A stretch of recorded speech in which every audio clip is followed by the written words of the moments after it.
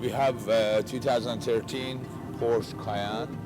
The car was originally white, basic model, and then the customer had it for 3 or 4 years.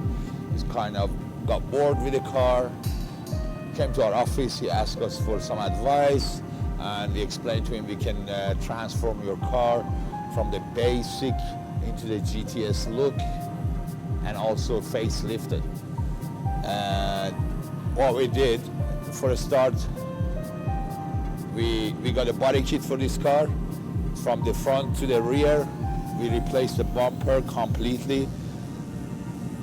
We put this small kit in the back of the car to get that smaller lights look, which is making the car look more newest year. We custom all the grille lights from the old bumper into the new bumper.